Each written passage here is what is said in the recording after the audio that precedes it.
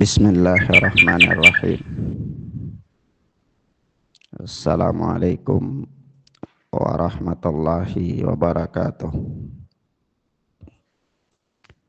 Walhamdulillahi hamdan katsiran thayyiban mubarakan fih kama yuhibbu rabbuna wa yarda. Ashhadu an la ilaha illallah wahdahu la syarikalah wa ashhadu anna Muhammadan abduhu wa rasuluh sallallahu alaihi wa ala alihi wa ashabihi wa man tabi'ahum bi ihsanin ila yaumiddin. Amma ba'd. Ikhwan wa akhwat rahimani wa rahimakumullah, kita masuk pada al-mas'alatu sabi'atu wal arba'un, masalah yang ke 47 dari kitab Masailul Jahiliyah oleh Syekh Al-Mujaddid Muhammad bin Abdul Wahhab rahimana wa rahimahallah. Kata beliau, idhafatu ni'amillahi ila ghairihi, menyandarkan nikmat-nikmat Allah kepada selainnya. Kaqaulihi, sebagaimana firman Allah subhanahu wa ta'ala, ya'rifuna ni'matallahi thumma yungkirunaha. Mereka mengetahui nikmat Allah, kemudian mereka mengingkarinya. Surat An-Nahl ayat 83. Ikhwanna fiddin, azani Allahu wa iyyakum. Di pembahasan ini Syekh Muhammad bin Abdul Wahhab ini ingin menerangkan kepada kita tentang salah satu dari sekian peradaban orang-orang jahiliyah, yaitu orang-orang jahiliyah umumnya bukan mereka mengingkari kenikmatan Allah, tetapi mereka mengakuinya. Bahkan mereka tahu persis akan kenikmatan tersebut secara umum, namun mereka menyandarkan kepada selain Allah subhanahu wa ta'ala. Ini prinsip mereka. Maka dari itu Syekh Shalih Fauzan membuat judul dengan mengatakan kufruhum bini amillah, kekufuran mereka terhadap nikmat-nikmat Allah. Artinya orang yang menyandarkan kenikmatan Allah kepada makhluk, itu dia bisa terjatuh ke dalam kekufuran. Dia bisa terjatuh dalam kekufuran. Apakah kufur akbar atau kufur asghar, itu ada pembahasan dan jenisnya sendiri, tetapi secara umum adalah dia terjatuh dalam kekufuran. Tentu prinsip orang-orang jahiliyah ini sangat berbeda jauh dengan prinsip Islam, di mana tidak diragukan lagi bahwa prinsip Islam yang benar adalah bahwa setiap kenikmatan yang diperoleh oleh seseorang, apakah kenikmatan itu sedikit ataupun banyak, kemudian apakah setiap bencana yang dihindarkan oleh seseorang, yakni bencana yang terhalau tidak menimpa seseorang, Apakah bencana itu adalah bencana yang besar atau bencana yang kecil? Semuanya itu kullu dzalika min indillah al-mutasarrif fi malakutis samawati wal ard. Semua itu adalah berasal dari Allah Subhanahu wa taala, dan Allah lah yang mengatur itu semua. Allah Subhanahu wa taala yang mengatur itu semua. Allah yang mempunyai kerajaan langit dan bumi, yang maha perkasa atas segala sesuatu. Ini prinsip Islam. Kecil atau besar yang dihadapi oleh seseorang, apakah itu kenikmatan-kenikmatan ataukah dia dihindarkan dari sebuah bencana, besar atau kecil, semua itu dikembalikan kepada Allah Subhanahu wa taala dan berasal dari Allah Jalla wa ala. Ini prinsip Islam. Naam. Berbeda dengan orang-orang jahiliyah yang mereka menyandarkan prinsip atau kenikmatan-kenikmatan itu kepada selain Allah, bahkan mereka menggantungkan harapan mereka kepada selain Allah Subhanahu wa taala, yang mereka anggap bisa menolak bala dari mereka, yang bisa mendatangkan manfaat kepada mereka. Maka ini membawa mereka kepada kekufuran, membawa mereka kepada kekufuran. Naam. Taib, kita lihat penjelasan Syekh Shalih Fauzan hafidhana wa hafidhahullah. Kata beliau, idhafatun ni'ami ila ghairillahi subhanahu wa ta'ala syirkun billahi wa kufrun bih. Menyandarkan kenikmatan kepada selain Allah, kenikmatan yang diperoleh oleh seseorang, itu disandarkan kepada selain Allah Subhanahu wa taala, adalah syirkun billahi wa kufrun bih, adalah syirik dan kufur kepada Allah Subhanahu wa taala. Wa huwa min amali ahlil jahiliyah, dan dia merupakan perbuatannya orang-orang jahiliyah. Qala Allah taala fihim, Allah yang maha tinggi berfirman tentang mereka, ya'rifuna ni'matallahi thumma yunkirunaha wa aktsaruhumul kafirun. Mereka mengetahui nikmat Allah itu, kemudian mereka mengingkarinya. Wa aktsaruhumul kafirun, dan kebanyakan mereka adalah orang-orang kafir, kata Allah Subhanahu wa taala, surat An-Nahl. Oleh sebab itu surat An-Nahl ini juga dinamakan oleh para ulama dengan surat nikmat. Karena apa? Dia banyak berbicara tentang nikmat-nikmat Allah Subhanahu wa taala. Qila, dikatakan, kata Syekh Shalih Fauzan, ini Syekh Shalih Fauzan membawa penafsiran para ulama.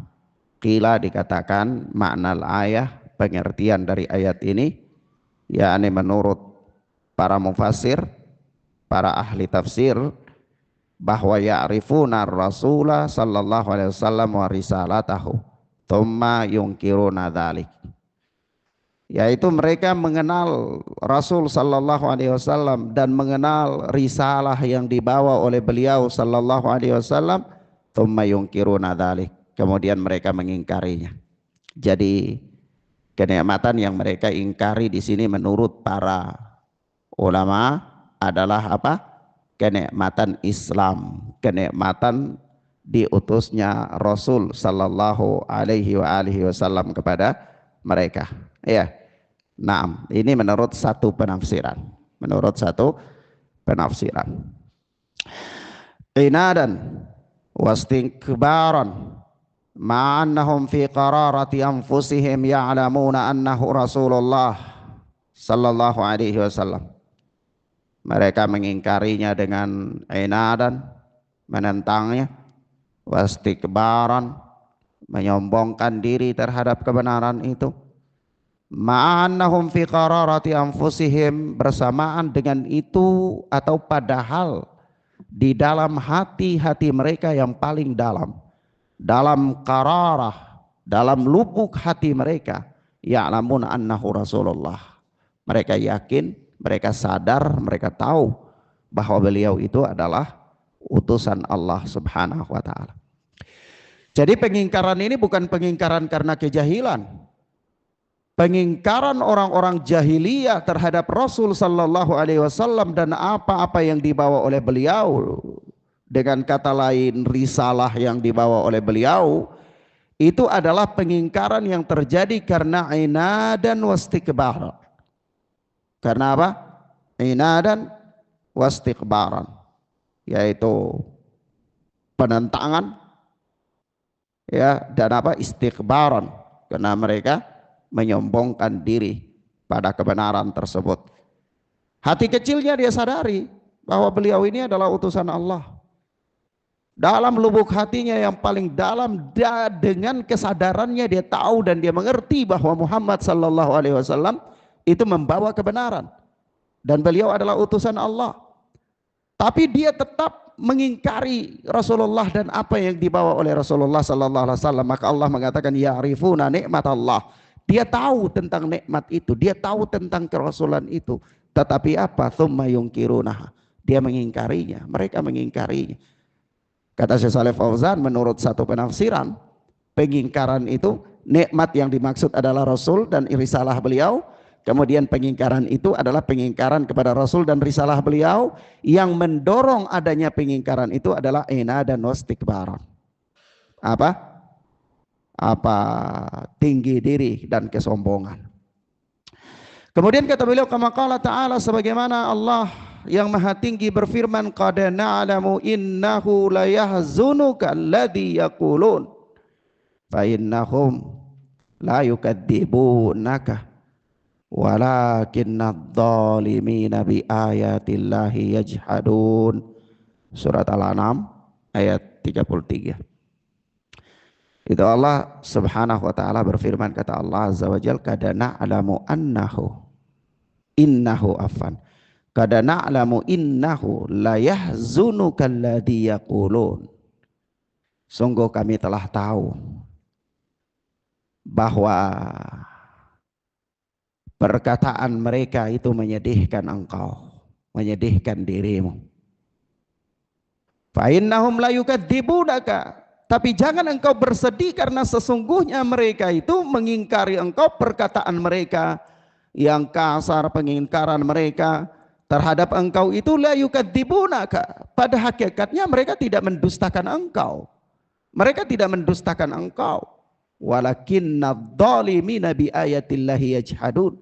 Akan tetapi orang-orang zalim itu mereka mengingkari ayat-ayat Allah.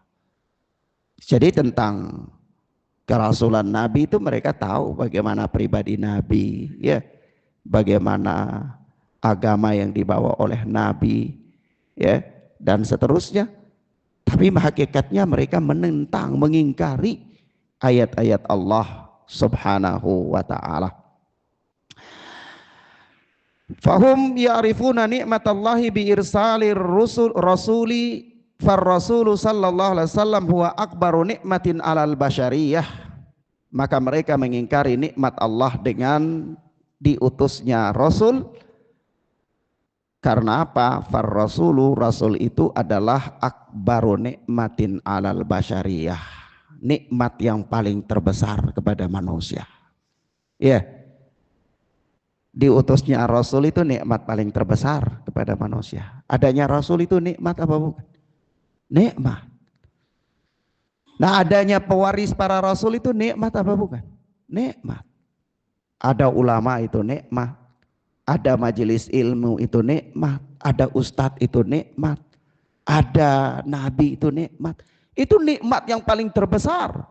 Nikmat yang paling terbesar. Kenapa? Karena disebutkan dalam Mukhtasar Minhajul Qasidin, Al-Hasan berkata bahwasanya laula al ulama lasaran nasu kal bahaim. Kalau seandainya tidak ada ulama yang mewarisi ilmunya para nabi, itu niscaya manusia seperti binatang ternak.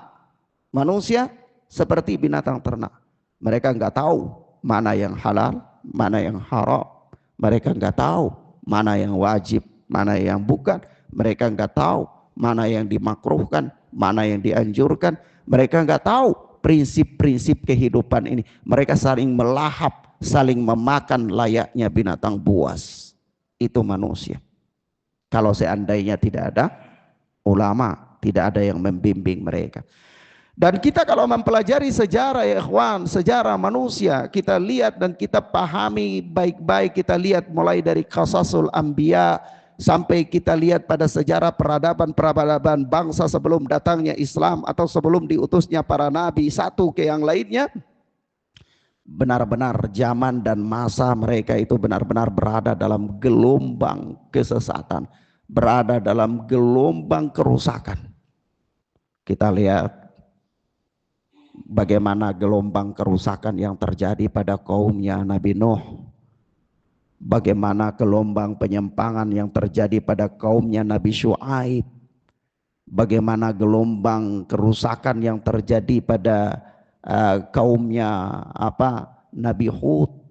Dan subhanallah, dan diabadikan oleh Allah, diabadikan oleh Allah bagaimana bencana demi bencana yang Allah turunkan kepada mereka. Karena melampaui batas gelombang kerusakan yang ada pada kaum-kaum tersebut, lalu diutuslah utusan-utusan Allah untuk mengeluarkan mereka dari gelombang kerusakan itu, mengeluarkan mereka dari kabut penyimpangan tersebut. Nikmat apa bukan? Nikmat. Orang keluar dari kesesatan kepada hidayah itu nikmat. Orang keluar dari keterpurukan kepada kebangkitan dengan mentalitas sebagai seorang hamba Allah yang sujud, mengangkat tangannya berdoa kepada Allah. Dia tahu persis dirinya ini adalah hamba manusia dan dia tahu bahwa dia butuh dengan Allah. Seluruh nikmat yang Allah berikan kepadanya itu adalah berasal dari Allah karena karunia Allah Azza wa Jal. Itu nikmat. Nikmat. Bagaimana orang kalau Allah tidak berikan kepada dia kenikmatan itu? Antum lihat dalam Sahih Bukhari bagaimana Rasulullah mensifatkan orang yang terhalang dari kenikmatan diutusnya para rasul ini. Yaitu apa? Ada 3 orang sahabat datang. Rasulullah sedang duduk dengan mereka bincang-bincang. Kenikmatan ada di tengah-tengah mereka apa enggak? Kenikmatan terbesar ada di tengah-tengah mereka, bincang-bincang dengan mereka. 3 orang datang, 1 orang lihat keluar, 1 orang lihat duduk di paling belakang, 1 orang lihat wah ini nikmat, dia tahu bahwa ini nikmat, dia cari tempat yang kosong, dia duduk di tempat yang kosong. Apa kata Rasul sallallahu alaihi wasallam? Ada 3 orang, 1 dia berpaling dari Allah maka Allah berpaling darinya. Orang yang meninggalkan majelis ilmu disebutkan oleh Nabi apa? Berpaling dari Allah subhanahu wa ta'ala. Berpaling dari kenikmatan Allah, kenikmatan yang Allah berikan. Kemudian yang kedua apa? Orang yang malu-malu. Dia masih cari tempat duduk di belakang tapi malu-malu. Maka Allah pun apa? Malu-malu kepadanya. Orang yang berikut apa?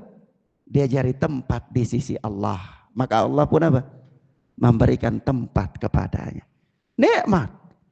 Bagaimana orang yang terhalang dari nikmat Allah, dia tidak merasa penting, dia tidak merasa dia butuh dengan kenikmatan Allah itu.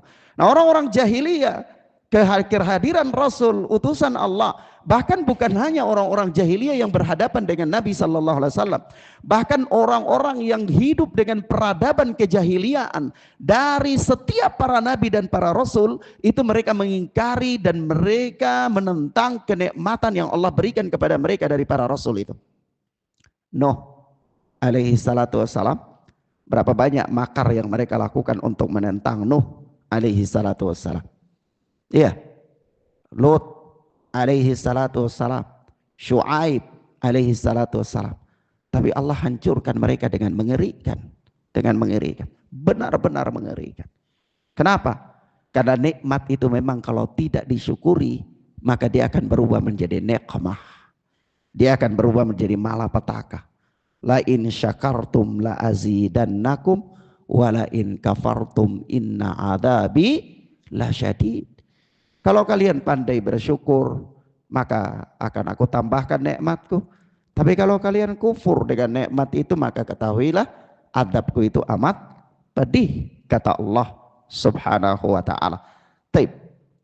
Ikhwana fiddin azani Allah wa iyyakum, perhatikan di sini kata Syekh Shalih Fauzan, kemudian fahum ya'rifuna nikmatallahi bi irsalir rasul. Mereka itu tahu tentang kenikmatan Allah berupa diutusnya rasul itu.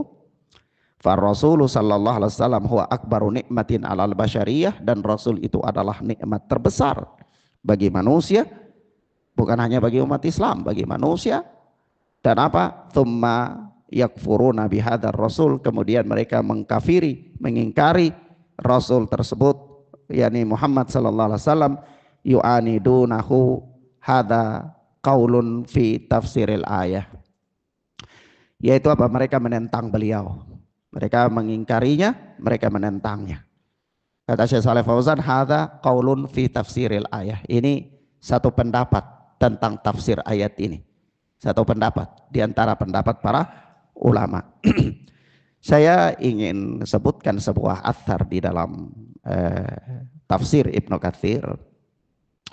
Walaupun memang athar ini di dalam beberapa tafsir Ibnu Katsir itu tidak diberikan takhrijnya, tetapi dalam keyakinan saya athar ini adalah mursal Mujahid.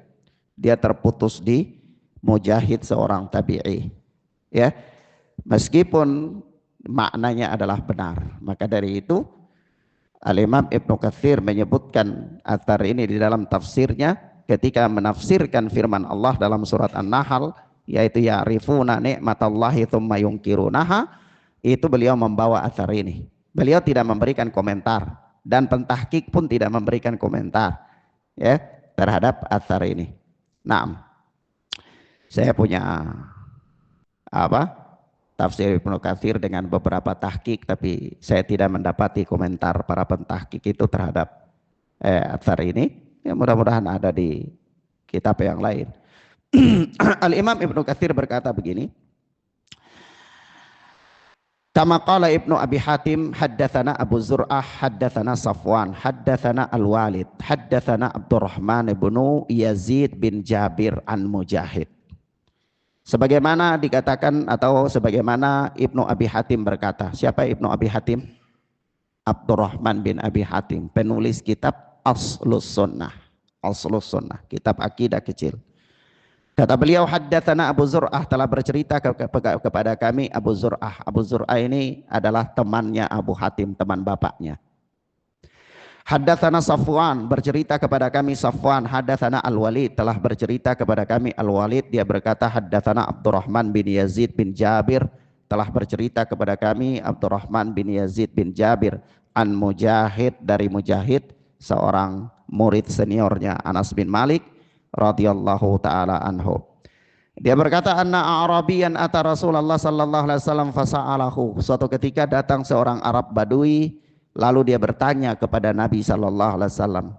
Faqara'a alaihi Rasulullah sallallahu alaihi wasallam, maka Rasulullah pun membacakan kepadanya ayat Allah, wallahu ja'ala lakum min buyutikum sakana, yaitu apa? Allah telah menjadikan bagi kalian rumah-rumah kalian sebagai tempat tinggal. Maka apa kata Arab Badui tersebut? Qalal a'rabi, na'am, ya, tempat-tempat tinggal kami itu diberikan oleh Allah, yakni nikmat Allah.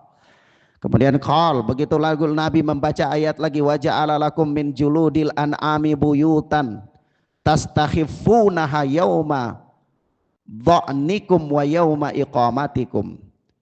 Nabi membaca ayat, yaitu dan dia menjadikan bagi kalian rumah-rumah dari kulit binatang, ya, tastakhifunaha yauma dha'nikum wa yauma iqamatikum, yang apa, yang kalian merasa ringan membawanya ketika kalian bepergian dan ketika kalian menetap. Ya, nah, orang Badui kan tinggalnya nomaden, pindah-pindah, jadi rumah-rumah mereka itu dari kulit-kulit binatang, ya. Kalau sekarang itu kemah-kemah, ya, mudah dibawa dan seterusnya. Lalu apa kata orang Badui tersebut? Naam, benar. Itu semua pemberian Allah Subhanahu wa taala. Kemudian apa kata Nabi? Tsumma qara'a, Nabi sallallahu alaihi wasallam, tsumma qara'a alaihi, Nabi baca lagi kepada Arab Badui ini, kullu dzalika yaqulul a'rabi ayat-ayat semua yang berbicara tentang nikmat-nikmat Allah dalam surat An-Nahl ini, dan semuanya Arabi itu, Badui itu katakan na'am, na'am, na'am, na'am, na'am, na'am. Dia akui, dia menerima bahwa semua itu adalah nikmat Allah. Tetapi hatta balaghah, ketika Nabi sampai pada ayat yang Nabi bacakan kepada dia, yaitu apa kata Nabi? Baca ayat, kadzalika yutimmu ni'matahu 'alaikum la'allakum tuslimun. Ya. Yaitu kata ayat yakni yang demikian itu Allah menyempurnakan kepada kalian nikmatnya la'allakum tuslimun, supaya kalian itu berserah diri kepada Allah, kalian itu jadi Islam, kalian itu apa? Ya, beragama kepada Allah dengan benar. Ketika ayat ini dibaca, maka apa yang terjadi? Fawalla al-Arabi, Arabi itu dia menolak, dia nggak mau. Iya. Ketika disebutkan, bukankah Allah memberikan kepada kalian rumah-rumah sebagai tempat tinggal? Iya, benar, Allah kasih. Bukankah Allah telah menjadikan kulit itu sebagai kemah bagi kalian supaya kalian ringan bawa kemana-mana ketika pindah-pindah tempat? Iya, benar. Bukankah Allah yang telah memberikan kalian makan? Iya, benar. Bukankah Allah yang telah menurunkan kepada kalian air hujan dari langit? Iya, benar. Dan seterusnya. Begitu sampai pada kalimat kadzalika yutimmu ni'matahu 'alaikum. Demikian itu Allah menyempurnakan nikmatnya kepada kalian la'allakum tuslimun, supaya kalian itu Islam. Apa yang dikatakan oleh Badui? Terima enggak? Enggak terima. Fawalla al-A'rabi, berpaling, pergi, enggak mau terima. Maka apa? Turunlah ayat ini. Turunlah ayat surat An-Nahl ini, yaitu apa? Ya'rifuna ni'matallahi thumma yunkirunaha fa'aktsaruhumul kafirun. Mereka mengetahui nikmat Allah itu, kemudian mereka mengingkarinya, maka kebanyakan dari mereka itu orang-orang kafir. Ya. Nah, tapi tadi anak katakan bahwa riwayat ini adalah mursal Mujahid. Karena Mujahid seorang tabi'i, dia meriwayatkan langsung dari Nabi, itu tabi'i, ya, itu mursal. Tetapi maknanya adalah benar. Nah, di sini ikhwana fiddin azani Allah wa iyyakum menunjukkan kepada kita bahwa mereka berpaling dari kebenaran, mereka berpaling dari kebenaran, mereka mengingkari kenikmatan demi kenikmatan yang Allah berikan kepada mereka, itu adalah karena penentangan terhadap kebenaran. Tentang nikmat kehidupan mereka tidak ingkari. Nikmat makan dan minum mereka tidak ingkari. Nikmat kesehatan mereka tidak ingkari. Nikmat apapun yang Allah berikan kepada mereka, mereka tidak ingkari. Tapi begitu mereka diingatkan tentang nikmat kebenaran yang mereka harus berada di atasnya, mereka ingkari. Iya. Apa yang mendorong mereka untuk mengingkari kebenaran itu? Inadan wastikbaran, kesombongan dan ketinggian diri. Maka dari itu, tentang hal ini Al-Imam Adz-Dzahabi di dalam Al-Kabair itu ada membuat satu bab. Ya, di antara dosa besar itu adalah menolak kebenaran karena kesombongan. Itu babnya, di bawah bab itu Al-Imam Adz-Dzahabi berkata begini, wa qala ba'du salaf awwalu dzambin usiyallahu bihi al-kibr. Sebahagian salaf berkata, dosa pertama kali yang dengannya Allah itu dimaksiati, ya, adalah al-kibr, kesombongan. Pertama kali dosa yang Allah dimaksiati dengannya itu adalah kesombongan. Perkataan para salaf.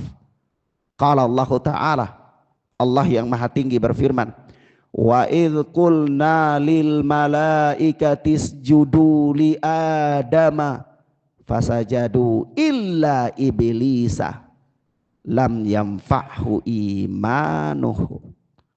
Ya, apa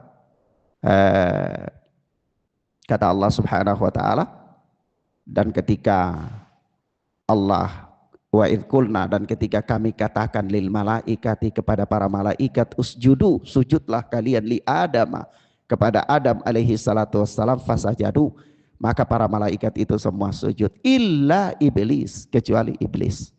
Aba wastakbara. Apa? Aba wastakbara. Dia apa?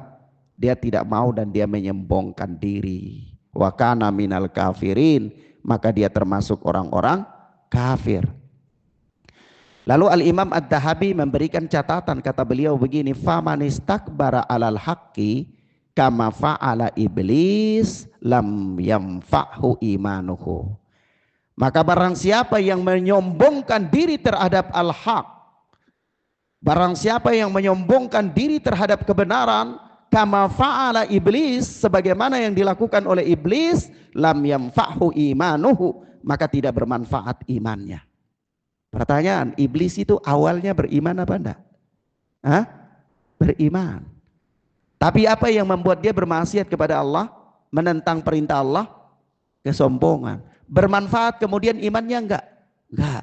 Maka Imam Ad-Dahabi mengatakan kepada kita di situ, faman istakbara alal haqqi kama fa'ala iblis lam yamfa'hu imanuhu. Barang siapa yang menyombongkan diri terhadap kebenaran sebagaimana yang dilakukan oleh iblis, maka tidak bermanfaat keimanannya. Subhanallah. Al-Hasan Al-Basri pernah berkata begini, kaifa yatakabbaru man kharaja min sabilil bauli marratain. Di dalam tafsir Qurtubi ya, di dalam tafsir Qurtubi dibawakan keterangan Al-Imam Al-Hasan Al-Basri tentang bahayanya kesombongan. Beliau katakan begini, kaifa yatakabbaru man kharaja min sabilil bauli marratain. Ya, bagaimana bisa sombong orang yang keluar dari jalur kencing 2 kali? Keluar dari apa?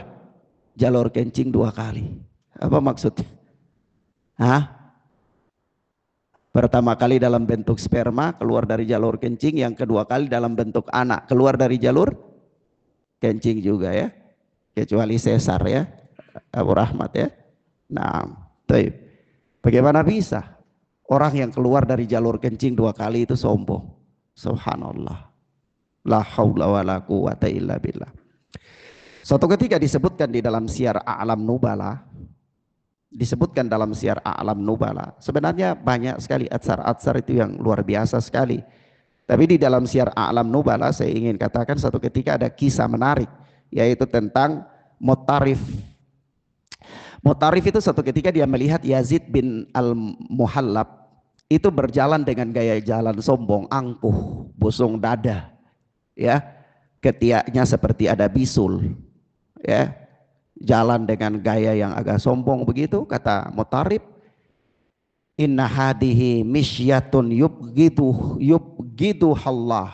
Sesungguhnya cara jalan ini adalah cara jalan yang dibenci oleh Allah. Apa jawaban Mutarif? Apa jawaban Yazid? Faqala Yazid, ama ta'rifuni? Engkau tidak kenal saya? Hah? Saya ini hebat. Siapa kau nih? Tidak kenal saya? Gitu. Iya. Subhanallah. Maka apa kata Mutarif? Jawaban Mutarif, jawaban orang yang alim, luar biasa sekali jawabannya. Kata beliau, bala, bala. Awwaluka nutfatun madhiratun wa akhiruka jifatun qadiratun. Tahu artinya? Dia katakan begini, iya tentu saya kenal engkau, saya kenal kau. Kau ini pertamanya itu setetes mani yang busuk, kemudian wa akhiruka jifatun qadiratun, kemudian akhirnya adalah bangkai yang kotor. Ya. Lalu apa? Wa anta baina dzalika tahmilul qadirah. Dan engkau di antara itu berjalan dengan membawa apa? Kotoran. Yani begitu engkau lahirin dari mani yang busuk, begitu engkau mati jadi bangkai yang kotor. Nah, engkau waktu masih hidup antara mani dan bangkai itu jalan bawa kotoran dalam perutmu. Itu yang saya tahu tentang dirimu. Subhanallah. Ya. La haula wala quwata illa billah. Apa yang mau kita banggakan? Kalau perjalanan kita setiap hari bawa kotoran, awal kehidupan kita dari mani yang rusak, yang busuk, kemudian akhir kita menjadi bangkai yang tidak ada nilainya sama sekali. Iya. Nah, maka ikhwan fiddin azani Allah wa iyyakum, antum bisa lihat di dalam Syiar A'lam Nubala jilid yang keempat ya, kisah tersebut. Taib, ini satu penafsiran terhadap firman Allah Subhanahu wa taala, ya'rifuna nikmatallahi thumma yungkirunaha. Intinya mereka mengingkari kebenaran itu karena penentangan dan kesombongan. Kebenaran yang dimaksudkan di sini terkait dengan ayat ini adalah apa? Kebenaran yang dibawa oleh Muhammad sallallahu alaihi wasallam. Baik. Adapun penafsiran keduanya insyaallah taala kita sampaikan pada pelajaran berikutnya biidznillah. Ilahuna ya ikhwan, naktafi bihadzal dars. Wassallallahu ala nabiyina Muhammad wa ala alihi wa sahbihi wasallam. Subhanaka Allahumma bihamdika asyhadu an la ilaha illa anta astaghfiruka wa atubu ilaik. Wassalamualaikum warahmatullahi wabarakatuh.